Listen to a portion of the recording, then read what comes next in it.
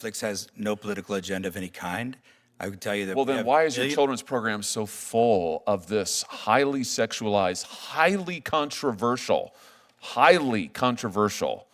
agenda? I don't understand it. It seems strange to me.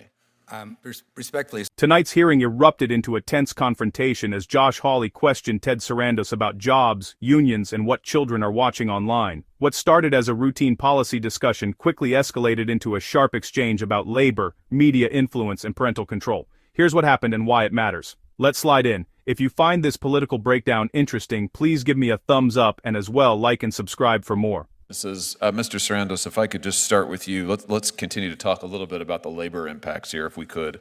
How many U.S.-based employees does Netflix currently employ? Do you know? about 10,000. Yeah. What about in production roles?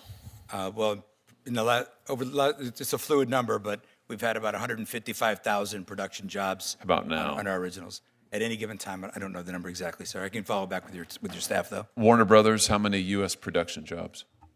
I don't have the exact number, but it would be, I would think, in the 8,000 range. Okay. Here's my question. If this merger goes through, what's your projection about the amount of domestic production, say 2 years from now? Is it going to be static? Is it going to decline? It's going to. Our production is going to increase. Domestic production. Domestic production Employment. is going to increase. Most of our production is domestic, and it will continue to increase. We've recently forecast our content spend, independent of this deal, to grow to $20 billion. And that's a combination of licensing, producing. Now, those licensing dollars compel production as well. That's why it's hard to get an exact number. Let me show you the data here about Sure. U.S. production recently. Yeah. It's the red line here, starting from in 2021. You can see it is pretty much straight downward. There's been massive shift in production, as I think as Senator Schiff was alluding to just a moment ago, massive shift in production overseas to other foreign jurisdictions, leaving the United States. So will you commit to increasing domestic United States production and domestic United States production jobs? Did I hear you just say you would? Senator Hawley, absolutely. It's in our business plan. It's in our long-term operating DNA. I will point out, sir, respectfully, that chart is Los Angeles. Yeah, but it is Los Angeles, but if you look at the data, it is reflective. This reflects all of U.S. production. U.S. production is not going up, right? But some of these jobs have moved. It's going down. Some of these jobs have moved to Yeah, New but the Jersey. overall numbers are going down, and this is exactly the concern of labor. And without objection, Mr. Chairman, I'd like to enter into a statement for the record from the Teamsters, who have major concerns about this deal, as does, frankly, pretty much every segment of labor, Mr. Sarandos. And what they all say is they're worried that you're going to cut residuals, which is effectively payments. You're going to cut production jobs. So let's just go through a few commitments here. Will you commit to using union labor for all domestic shoots?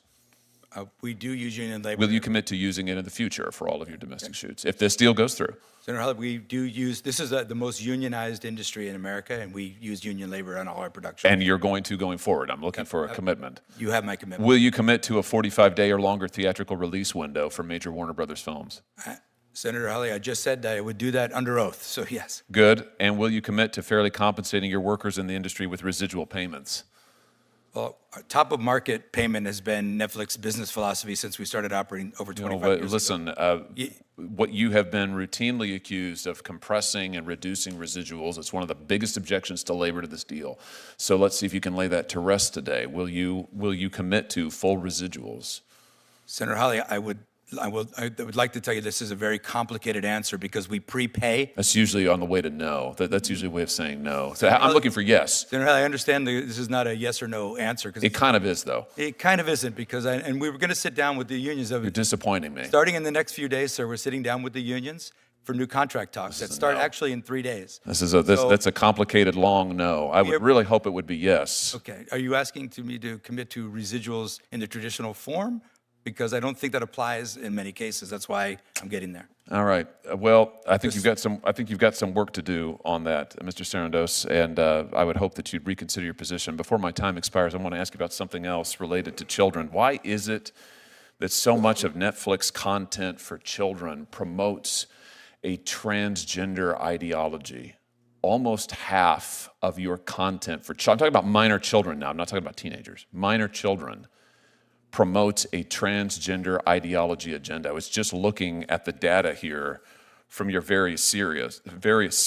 And what concerns me is just 2 days ago, a jury in New York awarded a former transitioner $2 million because she said that her psychologists and others pressured her into, they pushed on her an ideology that proved to be extremely detrimental. I'm sure you know that in the UK, the National Health Service in the UK has said that they're not going to perform transgender surgeries or any longer so-called gender-affirming care for minors, including in counseling, because it is so incredibly detrimental.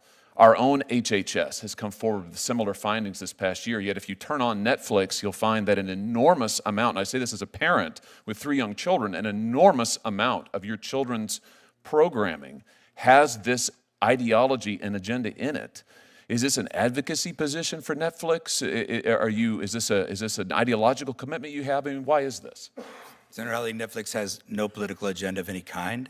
I would tell you that. Well, then why is your children's program so full of this highly sexualized, highly controversial agenda? I don't understand it. It seems strange to me. Respectfully, sir, it's because it's inaccurate. We have millions of hours of children's programming. You're saying it's not there. You don't have trans. You don't feature trans characters, trans storylines, trans themes. It's not in your programming. I'm saying we feature a wide variety of stories and programs to meet a wide variety of people's tastes. Why is almost half of it? Why does almost half of your children's program feature this highly controversial, highly sexualized material? That just seems strange to me. It can't possibly be a reflection of the population. Senator Hawley, I don't have any idea where that number would come from or what that would be. I don't believe that's been your personal experience, but I can't speak to that. Well, what do you mean you don't think it's been my personal experience? You don't think that I monitor what my children watch on your... Here's what I tell you what my personal experience is since you bring it up. My personal experience is that my 3 children, I can't let them watch anything they want on Netflix. I can't let them watch anything on Netflix unless I preview it, because I don't have confidence in what's on your platform. I don't know what they're going to encounter, and I tell you what, I don't want my kids being pushed an agenda about their sexuality or gender identity when I have not had the opportunity first to discuss it with them and to form them in that. And frankly, on behalf of parents around the country, it offends me that Netflix is pushing this content at parents in what seems to be a very coordinated, thought through, planned out agenda in a way that, frankly, I think undermines parents, certainly undermines me and my wife. We have to watch every show beforehand before we can let our kids watch it. Now, I don't know. That seems pretty concerning to me. I know you make a gob of money on it, and maybe that's the answer. But it just seems to me that it's a disservice to the parents of this country, particularly given what's happening with our youth on this subject. Senator, if I may answer, like I said, we have millions of hours of content on Netflix at any given time. We have state-of-the-art tools for you to manage those choices for your children and to block any title that you might be offended by for any reason.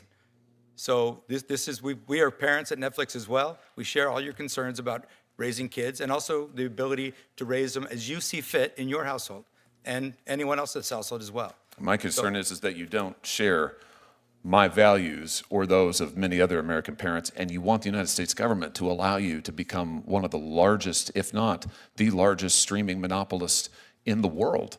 I think we ought to be concerned about what content you're promoting. Thank you, Mr. Chair. Thank you, Senator Hawley. Senator Booker would